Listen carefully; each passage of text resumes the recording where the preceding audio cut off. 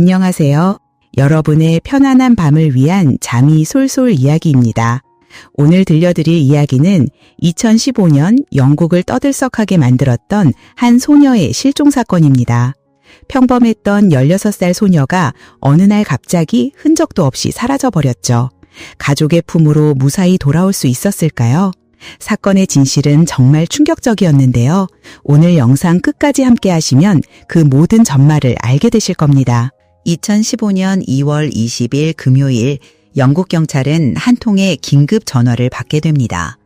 16살 소녀 베키가 2015년 2월 19일 오전 11시경을 마지막으로 가족들 눈에 띈 후 사라졌다는 신고였습니다. 그녀는 크라운힐에 있는 자신의 집을 나섰다고 합니다.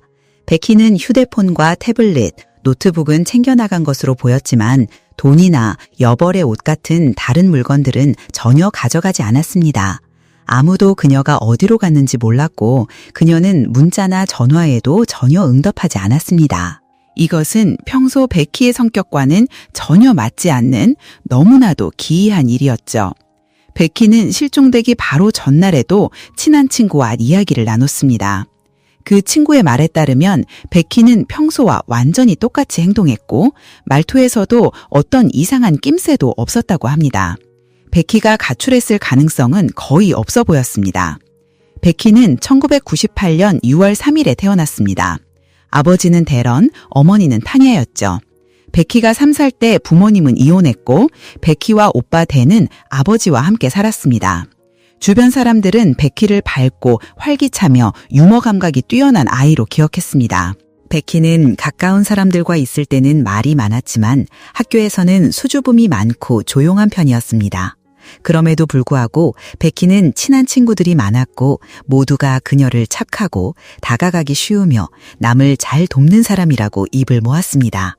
베키가 성장하면서 그녀의 아버지는 앤지라는 여성과 새로운 관계를 시작했습니다. 그녀에게는 네이선 매튜스라는 아들이 있었죠. 2013년 데런과 앤지가 결혼할 때 네이선은 신랑 들러리를, 베키는 네이선의 여자친구인 샤나와 함께 신부 들러리를 섰습니다. 하지만 그 결혼식 이후 2년도 채 되지 않아 그들의 새삼은 완전히 뒤집혔고 이제 베키는 사라져버린 것입니다. 경찰에 신고한 후 베키의 아버지는 페이스북을 통해 절박하게 호소했습니다. 제발 제 딸을 보셨거나 소식을 들으신 분이 있다면 알려주세요. 아이는 분명 무사할 겁니다. 제 딸은 2월 19일 목요일 오전 11시 15분에 사라졌습니다. 남자친구를 만나기로 약속했지만 나타나지 않았고 그래서 남자친구가 집으로 찾아오기까지 했습니다. 친구들 중 누구도 아이가 어디 있는지 모릅니다.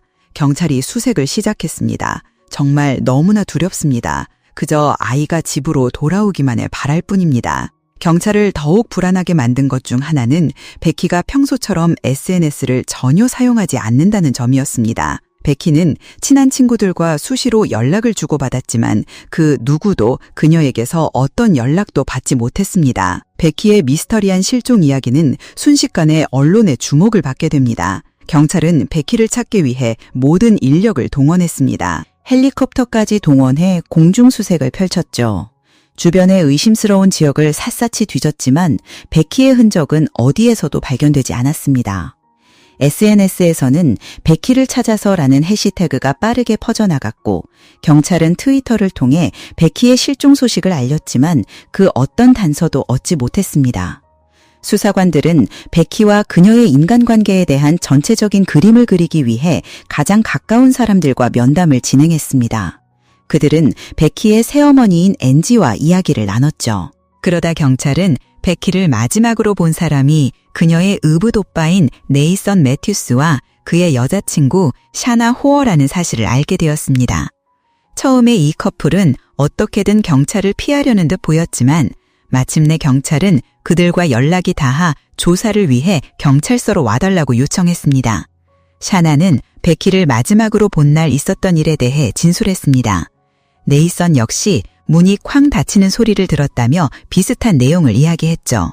샤나와 네이선의 진술에는 경찰의 신경을 거슬리게 하는 몇 가지 지점이 있었습니다. 샤나는 작고 킥킥거리고 심지어 꽤 즐거워 보이기까지 했고 반면 네이선은 무관심하고 냉담한 태도를 보였습니다.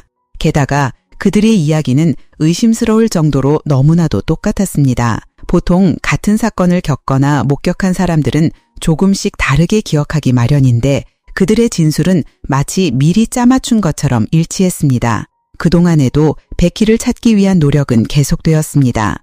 경찰은 대런의 가족에게 집을 비워달라고 요청하고 집 전체에 대한 과학 수사에 착수했습니다. 그리고 그것에서 경찰은 소름 끼치는 발견을 하게 됩니다. 바로 베키의 침실문에서 희미한 핏자국이 발견된 것입니다. 핏자국 위에서는 지문도 채취되었습니다.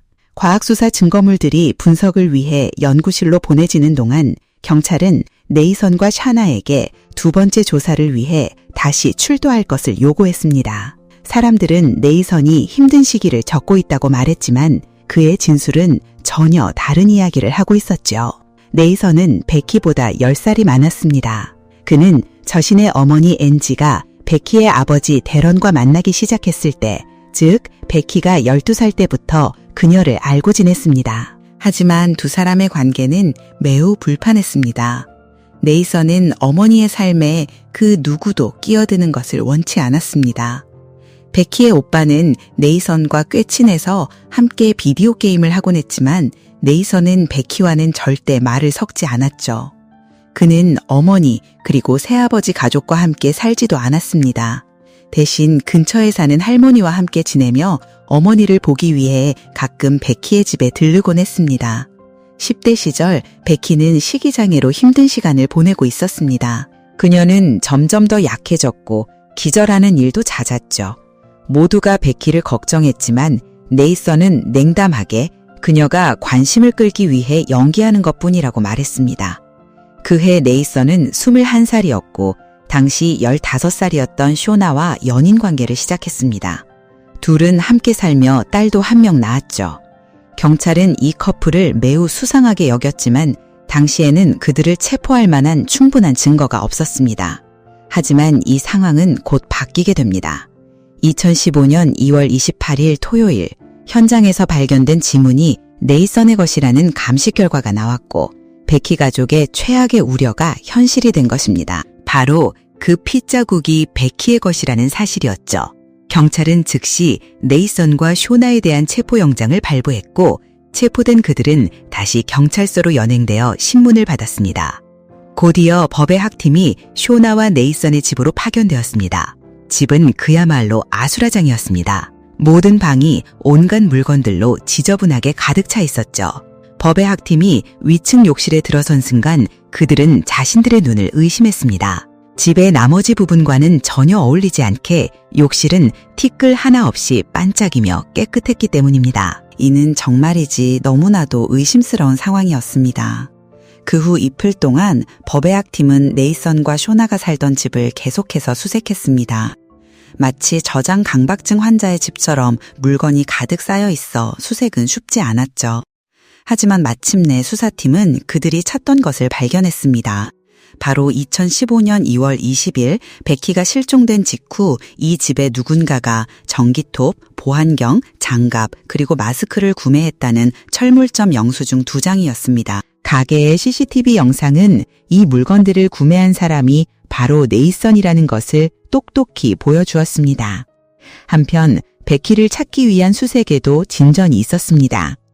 베키가 실종된 지 9일 후인 2015년 2월 29일 경찰은 한 주택에서 조각난 채로 발견된 베키의 시신을 발견했습니다.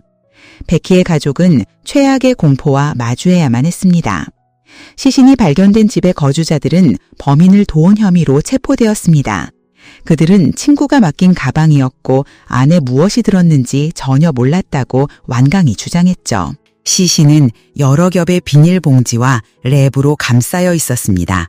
냄새를 감추기 위해 소금 결정체도 뿌려져 있었죠. 부검보고서에 따르면 베키는 살기 위해 필사적으로 저항했습니다. 그녀는 15곳 이상의 자상과 40여 곳의 부상을 입었으며 코와 입이 막혀 질식사한 것으로 밝혀졌습니다. 베키의 신원은 DNA를 통해서만 확인할 수 있었습니다.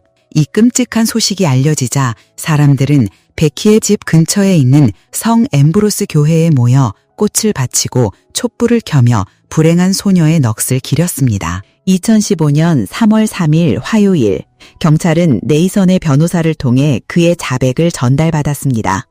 네이선은 자신의 자백이 낭독되는 것을 듣고 싶지 않은 듯 두 손으로 귀를 막았습니다. 자백의 내용은 다음과 같았습니다. 나 네이선 매튜스는 2015년 2월 19일 레베카 와츠의 죽음에 대한 책임이 나에게 있음을 인정합니다. 나는 쇼나를 차에 태우고 베키의 집에 갔습니다. 차에는 큰 가방, 전기 충격기, 수갑, 그리고 마스크가 있었습니다. 나는 레베카를 납치해 겁을 줌으로써 교훈을 주려는 생각을 했습니다. 나는 그녀가 이기적이고 우리 어머니를 대하는 태도가 어머니의 건강에 해가 된다고 믿었습니다. 집에 도착한 지 몇 분 후 쇼나는 담배를 피우고 싶다며 정원으로 나갔습니다. 나는 차 트렁크로 가서 물건이 든 가방을 꺼내 위층으로 올라가 레베카의 방문을 두드렸습니다. 그녀는 안녕이나 잠깐만 같은 말을 했는데 정확히는 기억나지 않습니다. 무슨 일이 일어났는지 모르겠지만 저는 가져온 물건들로 레베카를 제압했습니다. 몸싸움을 하는 과정에서 제 마스크가 벗겨졌고 레베카가 제 얼굴을 봤습니다. 이 사실에 저는 극도로 겁에 질렸고 그녀가 가방 안에 있는 상태에서 그녀의 목을 졸랐습니다. 끔찍한 이야기는 여기서 끝나지 않았습니다. 베키의 숨을 먹게 한 후 그는 자신이 구매했던 전기톱을 이용해 욕조에서 그녀의 시신을 훼손했던 것입니다. 마침내 그날의 끔찍한 진실이 모두 드러나게 된 것입니다. 2015년 2월 19일 목요일, 베키는 친구 집에서 하룻밤을 보낸 후 집으로 돌아왔습니다. 오전 10시 50분, 네이선이 베키의 집으로 차를 몰고 왔죠. 그들은 앤지가 병원 이약이 있어 베키가 집에 혼자 있을 것이라는 사실을 정확히 알고 있었습니다. 네이선은 평소에 길가에 주차했지만 그날따라 이상하게도 차를 뒤로 몰아 트렁크가 현관문을 향하도록 마당에 주차했습니다. 11시 3분, 베키는 남자친구에게 음악을 듣고 있다는 내용의 마지막 문자를 보냈습니다. 그리고 불과 몇 분 후 베키는 집안에서 끔찍한 공격을 당했습니다. 그녀는 질식했고 그녀의 몸은 그대로 차가운 트렁크 안으로 옮겨졌습니다. 오후 12시 45분, 앤지가 집에 돌아왔지만 네이선과 쇼나는 마치 아무 일도 없었다는 듯 태연하게 행동했습니다. 오후 3시, 베키의 남자친구가 그녀의 집을 찾아왔습니다. 베키가 문자에 답이 없자 걱정이 되었기 때문이죠. 쇼나가 문을 열어주고는 베키가 방에 있는지 확인하는 척 연기까지 했습니다. 이런 비정상적인 상황에 모두가 점점 불안해하기 시작했습니다. 하지만 그 누구도 바로 그 마당에 주차된 네이선의 차 트렁크 안에 베키가 있다는 사실을 상상조차 하지 못했습니다.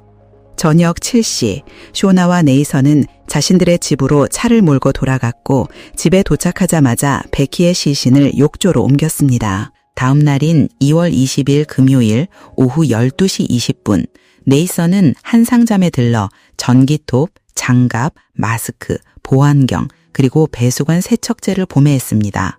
정말 소름 끼치는 일이죠. 같은 시각 쇼나는 페이스북에 베키의 아버지가 올린 실종 게시물을 공유하며 딸이 무사히 돌아오길 바란다는 가식적인 글을 올렸습니다. 심지어 그들은 함께 시신을 숨기고 싶나요? 라는 제목의 유튜브 영상을 시청하기까지 했습니다. 2월 21일 이 커플은 또다시 상점에 가서 쓰레기 봉투, 장갑, 테이프, 식품 포장용 랩, 그리고 표백제를 구입했습니다. 2월 24일 새벽 2시 19분 한 CCTV에 흰색 벤 차량 한 대가 네이선의 동네에서 출발해 훗날 베키의 시신이 발견된 장소로 향하는 모습이 포착되었습니다. 훼손된 베키의 시신이 바로 이 차 안에 있었던 것으로 추정됩니다. 경찰은 쇼나를 신문하며 그녀가 이 사건에 어떤 역할을 했는지 추궁했습니다. 쇼나는 자신은 절대적으로 결백하며 네이선의 계획에 대해 전혀 아는 바가 없다고 완강히 부인했습니다. 하지만 경찰의 과학 수사 결과는 전혀 다른 진실을 가리키고 있었습니다. 베키를 담았던 가방에서 쇼나의 DNA가 발견된 것입니다. 경찰은 쇼나의 휴대폰과 컴퓨터를 조사했고 삭제되었던 수많은 메시지들을 복원해냈습니다. 그 안에는 네이선과 쇼나가 젊은 여성을 납치해 다락방에 숨기자는 끔찍한 대화를 나눈 기록이 고스란히 남아 있었습니다. 2015년 6월 22일 네이선은 종신형을 선고받았고 쇼나는 17년의 징역형을 선고받았습니다. 베키의 장례식은 2015년 4월 17일 성 암브로스 성당에서 열렸습니다. 장례식에서는 그녀의 영혼을 기리며 흰 비둘기 한 마리가 하늘로 날려보내졌습니다. 베키 와치의 안타까운 사건은 사회에 큰 충격을 주었고 시민들은 그녀를 추모하기 위해 풍선 날리기 행사와 추모 행진을 열었으며 슬픔에 잠긴 베키의 가족을 돕기 위한 모금 활동을 벌였습니다. 또한 지역 주민들은 동네 공원에 베키를 기억하기 위한 벤치 하나와 사과나무 한 그루를 마련했습니다. 이는 베키가 결코 잊히지 않을 것이라는 가족들을 향한 따뜻한 위로의 상징이 되었습니다. 오늘 이야기가 여러분의 마음에 깊은 울림을 주었다면 영상에 좋아요를 눌러주시고 저희 잠이 쏠쏠 이야기 채널 구독과 알림 설정 부탁드립니다. 또한 이 영상을 주변 분들에게 공유해 주신다면 더 많은 분들이 베키를 기억하는 데 큰 힘이 될 것입니다. 이 끔찍한 사건에 대해 여러분은 어떻게 생각하시나요? 아래 댓글을 통해 여러분의 소중한 의견을 자유롭게 남겨주세요. 그럼 저는 다음 시간에 더욱 의미 있는 이야기로 다시 찾아뵙겠습니다. 잠이 쏠쏠 이야기였습니다.